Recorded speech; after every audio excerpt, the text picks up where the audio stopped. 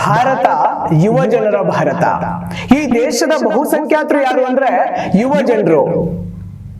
ಅದರಿಂದ ಸ್ವಾಮಿ ವಿವೇಕಾನಂದರು ಹೇಳ್ತಾರೆ, ಉಕ್ಕಿನ ನರಮಂಡಲ, ಮಿಂಚಿನಂತ ಬುದ್ಧಿಶಕ್ತಿ ಇರುವಂತಹ ಯುವ ಜನರಿಂದ ಈ ದೇಶದ ಇತಿಹಾಸವನ್ನ ನಾವು ಮತ್ತೆ ಕಟ್ಟಬಹುದು ಅಂತ. ಸ್ವತಂತ್ರ ಹೋರಾಟದ ಸಂದರ್ಭದಲ್ಲಿ ಸುಭಾಷ್ ಚಂದ್ರ ಬೋಸ್ ಅವರು ಹೇಳ್ತಾರೆ, ಈ ದೇಶಕ್ಕೋಸ್ಕರ ಕ್ರಾಂತಿ ಮಾಡಬಲ್ಲ ಯುವ ಜನರಿಂದ ನಾವು ಸ್ವಾತಂತ್ರ್ಯವನ್ನ ಮರಳಿ ಪಡಿಬಹುದು ಅಂತ. ಇವರಿಬ್ಬರೂ ಸಹ ಮಾತಾಡಿದ್ದು ಯುವ ಜನರ ಪ್ರಾತಿನಿಧ್ಯದ ಬಗ್ಗೆ. ಯುವ ಜನರಿಗೆ ಅವಕಾಶಗಳನ್ನ ಕೊಡಿ, ಅವರು ಸ್ವಾತಂತ್ರ್ಯವನ್ನ ತರ್ತಾರೆ. ಯುವ ಜನರಿಗೆ ಅವಕಾಶವನ್ನ ಕೊಡಿ, ಅವರು ಈ ದೇಶವನ್ನ ಕಟ್ತಾರೆ ಅಂತ. ಸ್ವತಂತ್ರ ಹೋರಾಟದ ಸಂದರ್ಭದಲ್ಲೂ ಸಹ ಯುವ ಜನರ ಪಾತ್ರ ಬಹುದೊಡ್ಡದು ಅನ್ನೋದನ್ನ ನಾವು ಗಮನಿಸಬೇಕು. ಭಗತ್ ಸಿಂಗ್ ತಮ್ಮ 23ನೇ ವಯಸ್ಸಿಗೆ ಪ್ರಾಣ ತ್ಯಾಗವನ್ನ ಮಾಡಿದ್ರು.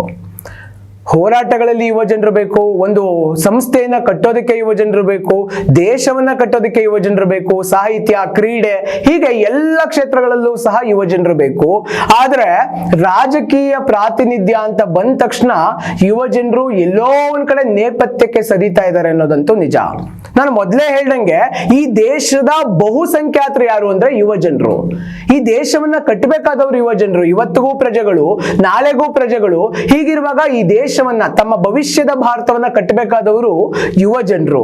ಆದ್ರೆ ರಾಜಕೀಯ ಪ್ರಾತಿನಿಧ್ಯದಲ್ಲಿ ಎಷ್ಟು ಯುವ ಜನರಿಗೆ ಅವಕಾಶಗಳು ಸಿಗ್ತಾ ಇದಾವೆ?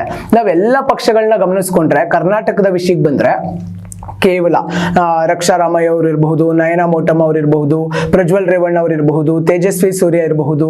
ಅದ್ರ ಜೊತೆಗೆ ಕೆಲವು ನಾಯಕರುಗಳು ನಮ್ಮ ಕಣ್ಣಿಗೆ ಕಾಣಿಸ್ತಾರೆ. ನಿಖಿಲ್ ಕುಮಾರಸ್ವಾಮಿ ಅವರು ಇರಬಹುದು.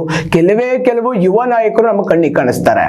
ಯಾಕೆ ಸ್ವಾಮಿ, ಈ ರಾಜ್ಯದಲ್ಲಿ ಯುವ ಜನರ ಸಂಖ್ಯೆ ಕಡಿಮೆ ಏನಿದೆಯಾ?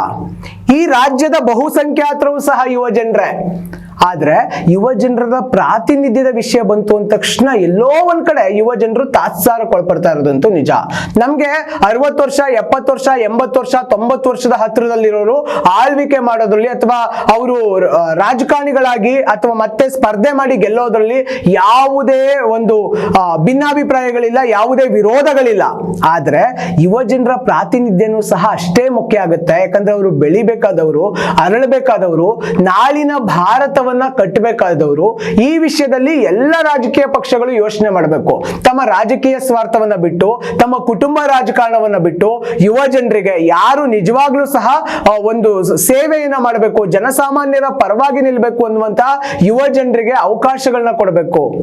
ಅವಕಾಶಗಳನ್ನ ಕೊಟ್ಟಂತ ಸಂದರ್ಭದಲ್ಲಿ ಖಂಡಿತವಾಗ್ಲೂ ಸಹ ಯುವ ಜನರು ದೇಶವನ್ನ ಕಟ್ತಾರೆ.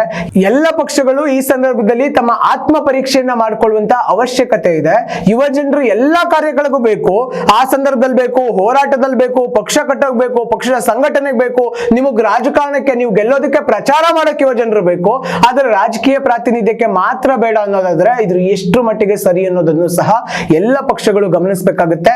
ಮುಂದಿನ ದಿನಗಳಲ್ಲಿ ಯುವ ಜನರ ಪ್ರಾತಿನಿಧ್ಯ ಹೆಚ್ಚಾಗಿ ದೊರೀಲಿ ಅಂತ ಹೇಳ್ತಾ ಮತ್ತಷ್ಟು ವಿಶೇಷ ಸುದ್ದಿಯೊಂದಿಗೆ ಬರ್ತೀವಿ. ಅಲ್ಲಿವರೆಗೂ ನೋಡ್ತಾ ಇರಿ ಪ್ರತಿಧ್ವನಿ, ಇದು ಜನರ ಧ್ವನಿ.